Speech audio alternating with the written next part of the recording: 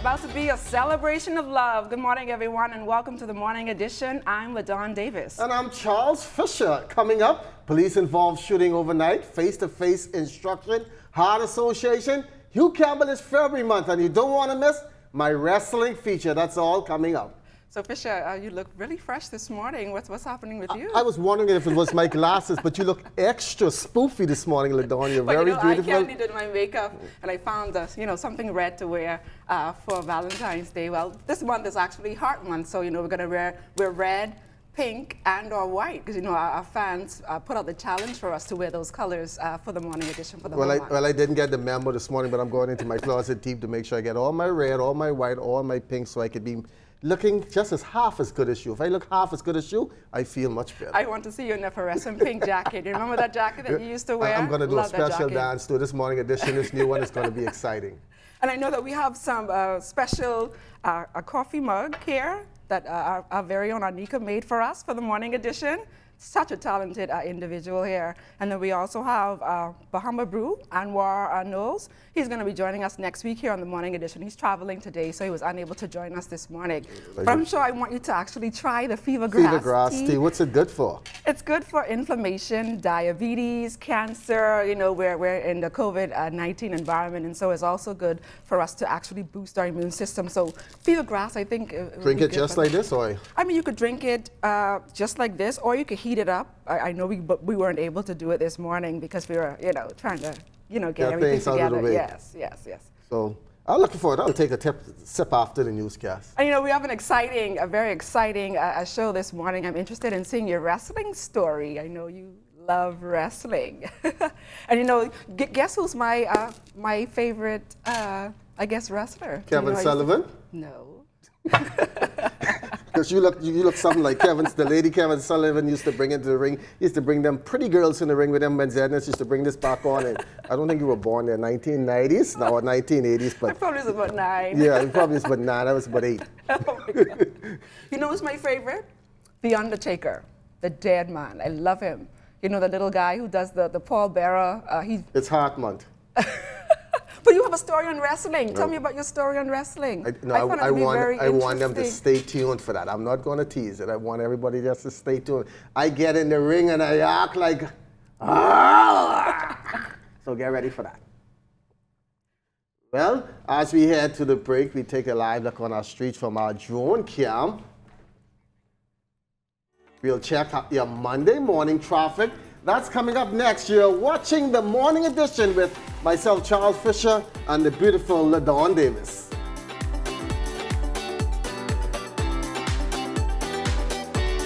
Welcome back. Let's take it out to our streets this morning, where Lloyd Allen and the morning traffic team is standing by with your TGI Monday morning traffic.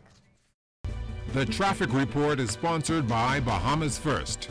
First in insurance. Today, tomorrow.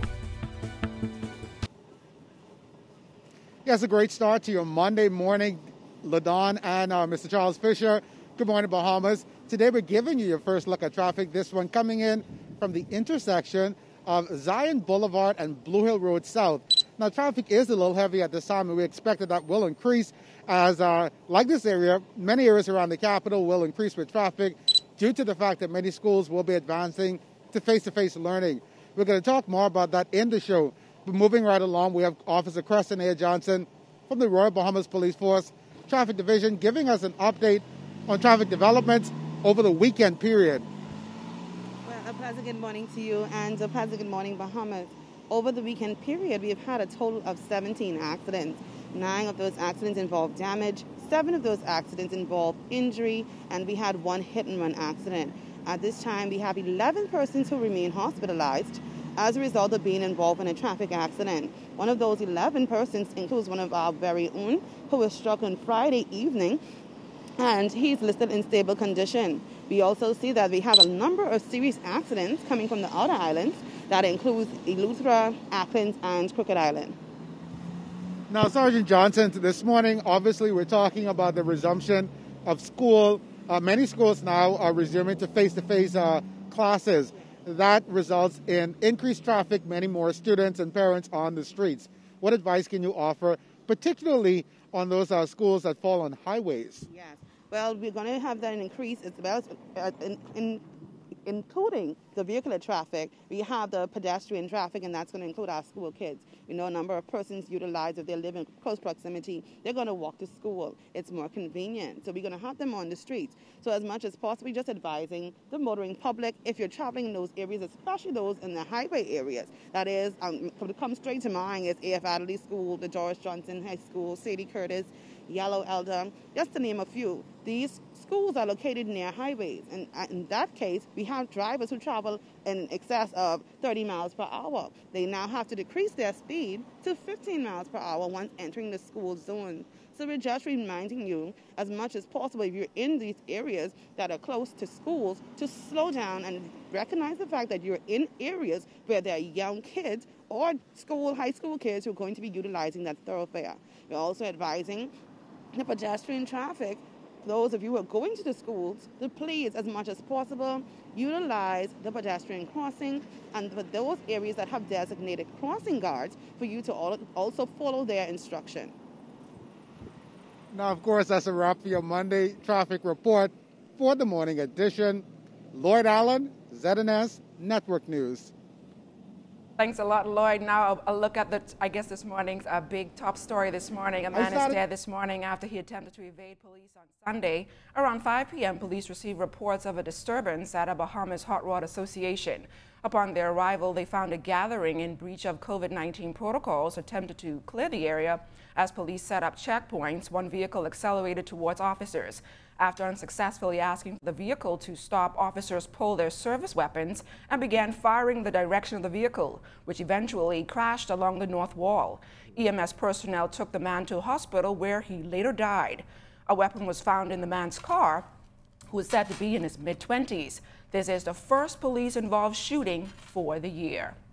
Today was supposed to be the start of face-to-face instruction at public schools on the islands of New Providence, Abaco, Eleuthera, and Exuma, but that is no longer the case. Over the weekend, the Ministry of Education issued a release saying that they are still engaged in discussions with health teams to determine a firm date for the resumption of in-person instruction.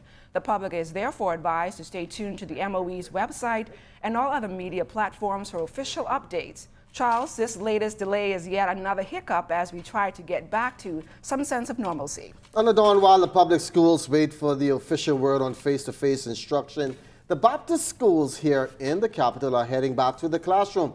Be sure and stay tuned later in the show. Our Lloyd Allen will join us live from Jordan, Prince William. Well, let's take a look now at other stories making headlines. The Ministry of Health confirming 24 new cases of COVID-19 in its latest release, pushing the country's overall total to 8,207. 13 of those cases are here in New Providence, 5 over in Grand Bahama, 4 in Abaco, and 2 in Andros. 5 of the New Providence cases are confirmed to be imported with a history of travel within the last 14 days. Of the overall total of new cases, 14 are female and the other 10 male. Active cases now stand at 1,194. There have been 6,784 recoveries. 11 persons remain in hospital. 60,416 tests completed. The death toll stands at 176. Some great news is on the horizon for workers of the Bahama Resort. More than 200 workers are expected back to work when the SLS and Rosewood hotels reopen in a matter of weeks.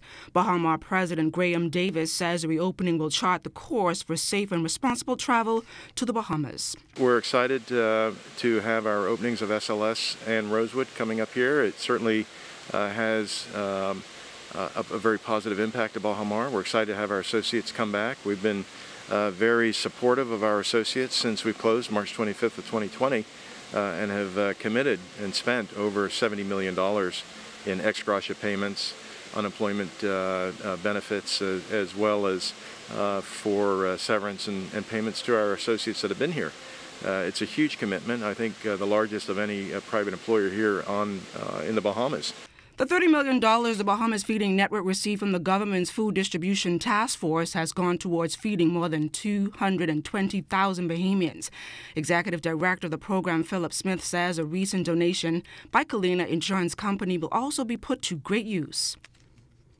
The government's initiative ends at the end of March, so we don't know how we are going to make it going forward. But organizations like Kalena will assist in us going forward after the government's initiative comes to an end.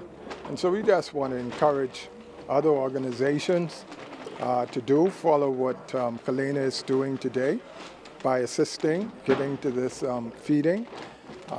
One must eat to live, and food is truly an issue with many, many persons.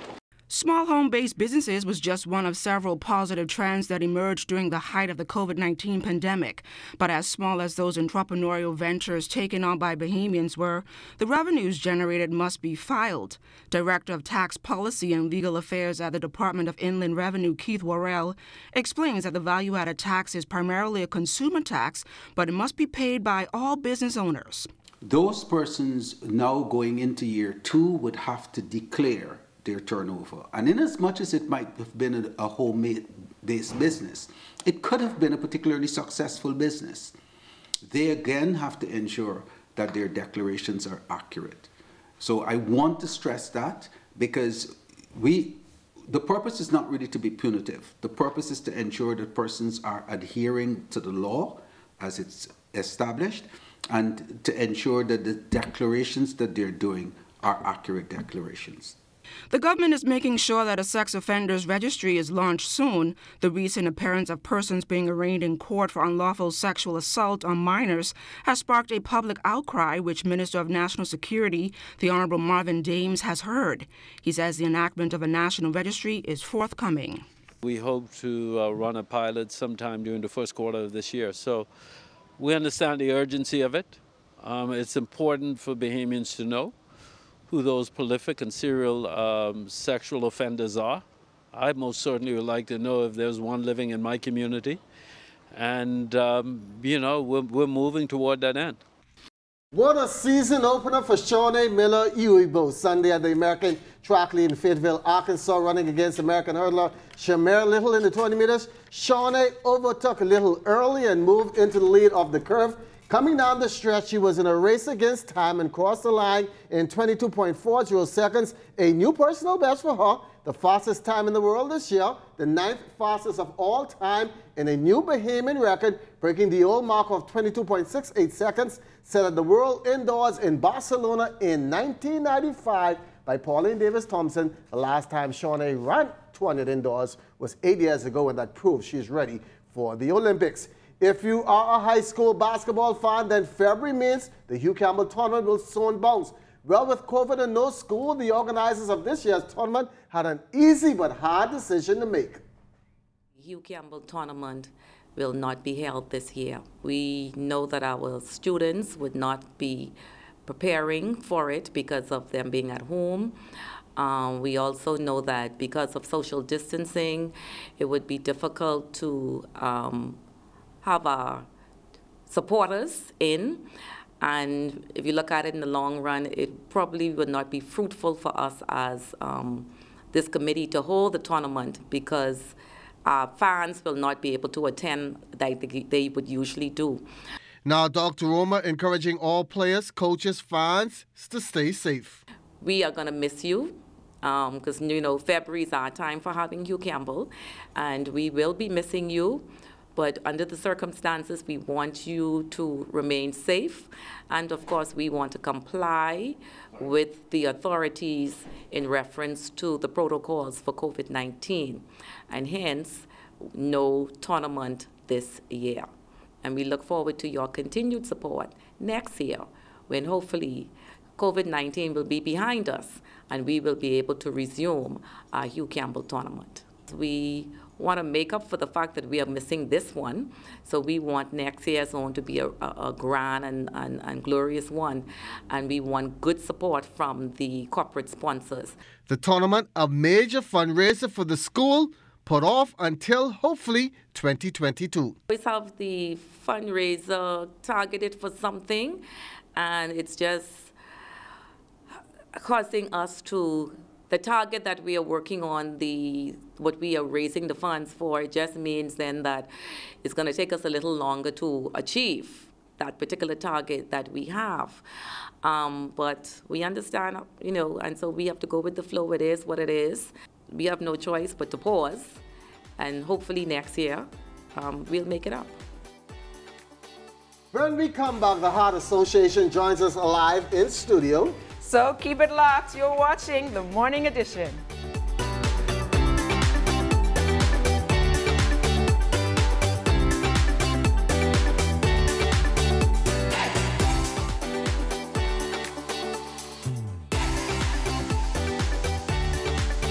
Well, today is the start of Heart Month, and as you can imagine, COVID-19 has put a dent in the day-to-day operations of the Heart Association. Joining us live here on the Morning Edition to give us some insight on what's happening with the association is President Eurecia Hebburn. Eurecia, welcome to the Morning Edition. Oh, morning, and thank you for having us on here.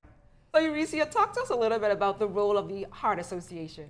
The Heart Association is actually the educational arm of the Heart Foundation. And what we do is we educate, we try to raise funds to assist some of our persons that need heart surgery. Last year alone, we had surgeries ranging from $23,000 to $96,000. And in 1991, we discontinued assisting adults, and so we focus solely on children at this time. And because of COVID, of course, you know, normally we come on the show every year, and we really appreciate ZNS for having us. But we have had to make some arrangements or differences in how we will generate funds this year.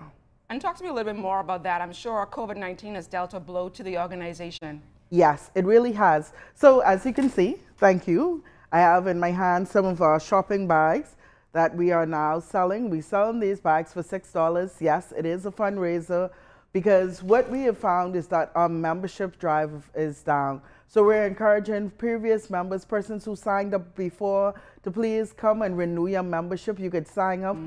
You could always contact us at 327-0806 or 327-0807. You can contact us via Facebook, Bahamas Heart Association. If you Google Bahamas Heart Association, you will be able to find our website as well. But the goal for us to really reconnect again with our members or persons who are just interested in donating. This month, of course, is Heart Month, and we'll be having a myriad of activities. But these activities will take different forms. We have written to the Prime Minister to have February 23rd declared as a National Dollar Day, so we're just waiting to hear back from that.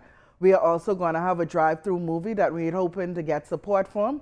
We are going to have a virtual walkathon, and by this, what we really are going to encourage is members to walk, and you get sponsor sheets, and people sponsor you for the amount that you walk, and you log in your hours. So we want to start that starting on this upcoming Saturday and go to the end of the month, and hopefully everybody have pledges from all their persons.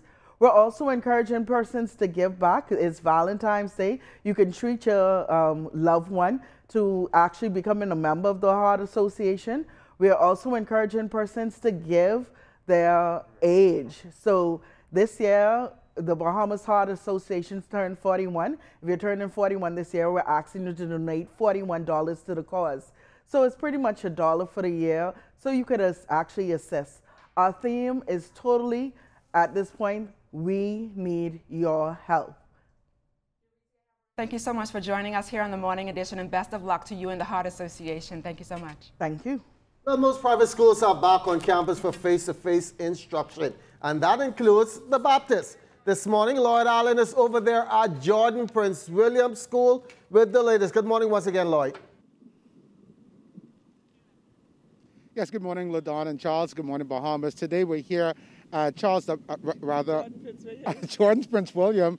Athela Isaacs is the principal, and of course, we spoke with her initially this morning. She talked about the resumption of face-to-face classes, a hybrid system, so to speak, and she's going to add some details to that.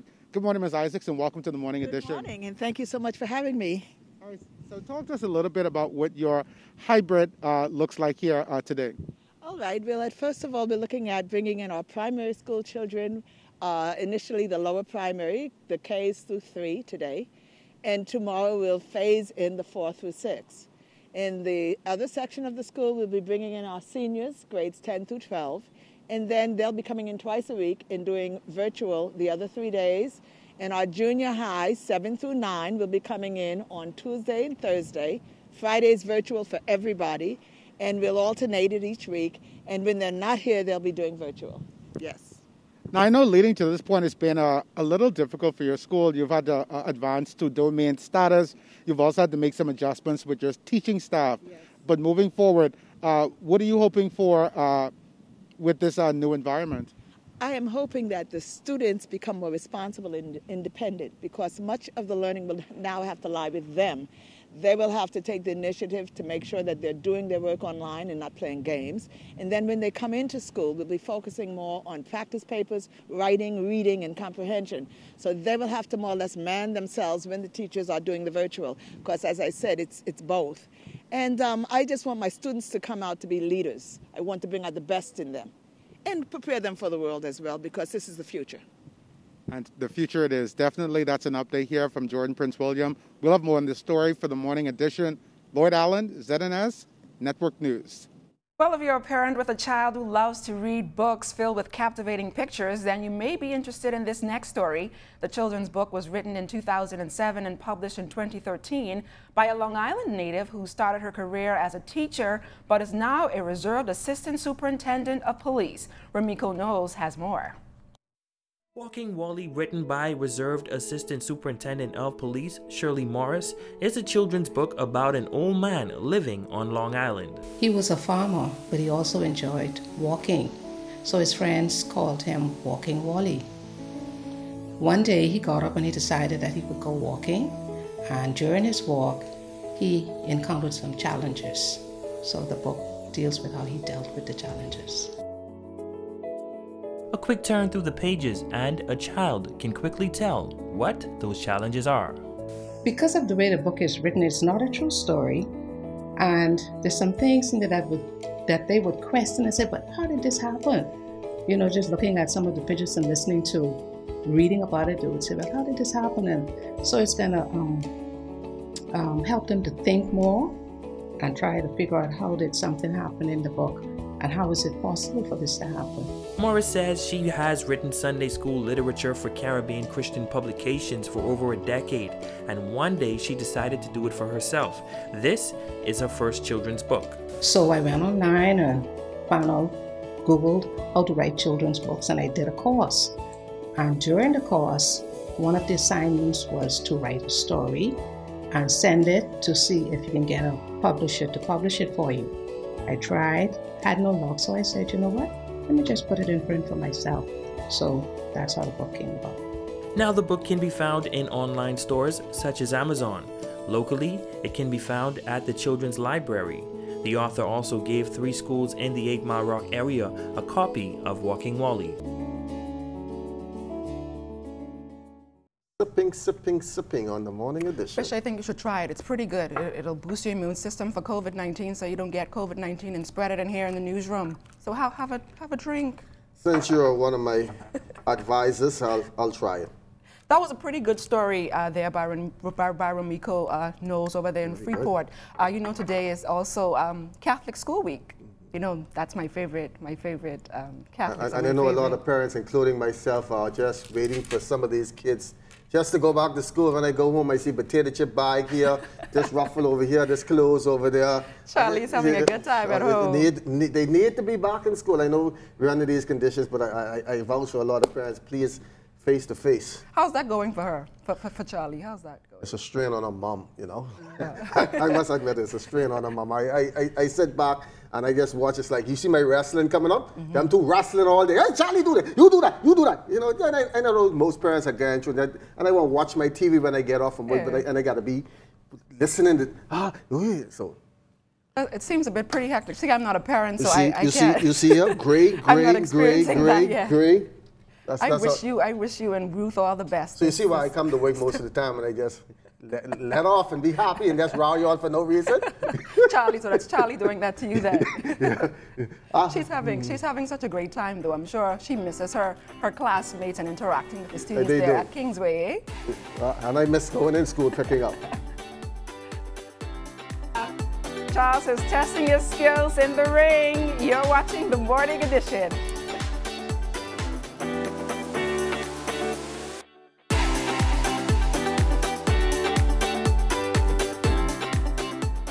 Well, Charles Fisher is going to put his wrestling skills to the test this morning. Fisher, what's coming up? I can see the smile on your face. You're ready for jokes. I'm ready for wrestling. I want to wrestle with someone this morning. Go ahead. Now, over the next few months, I'll be training here with my good friend Hinsey from the Bahamas Wrestling Entertainment. They say that wrestling is fake, but you can see from these guys in the background, it is not fake at all. So, first of all, what name can you give me as I get ready to launch my wrestling career? Boy, I'm looking at you, Fish, and I'm thinking maybe I give you something like the Black Mamba. You look a little smooth and slick there, and you strike with that ferocity. Make sure you hit. But of course, you know, there's a few rules before you get into the ring, Fish. You got to dust your feet on the side mat. That is simply showing respect to the wrestlers. That's our bed. That's where we got to lay our head. That's where you got to put your face. So dust your feet before you come in. Walk in through the ropes. Come in like you're ready. So now I'm going to enter the ring, making my professional wrestling debut over the few months. And when you see me again, I may challenge Hulk Hogan, or I may even challenge my good friend Hinsey. Don't matter how big they are, I knock them right down. Right. Let's get ready to rumble!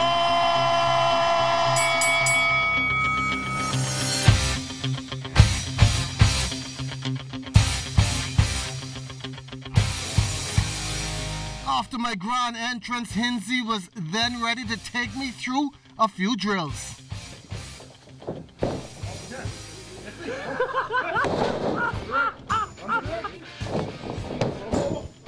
Give us some momentum. Get me again.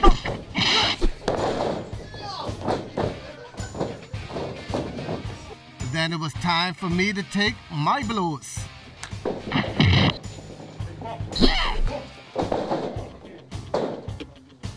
Yeah! I think I got this down, Pac. Let's rumble!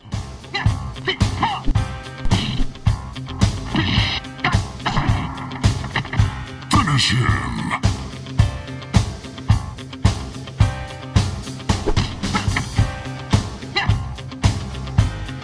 Yeah, and the belt to prove I am a champion.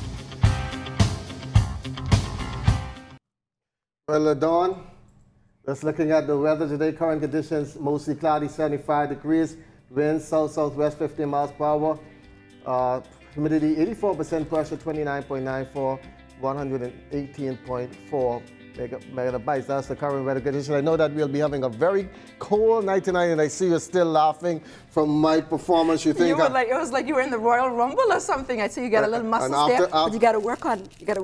I saw Gator after he saw me putting those blows on him. He said, "Boy, I don't want a part of Fisher no more." You know, some of them things because I small, they can just beat me, but not no more. You're getting your skills together. So my next one, I'll be going up against one of the wrestlers. So they're giving me time to train, so I'll be ready for that. You need to watch some wrestling on TV. WWE, WWF. Watch some of that. You'll be able to do it, I'm sure. So Charles F.E., Charles Fisher Entertainment.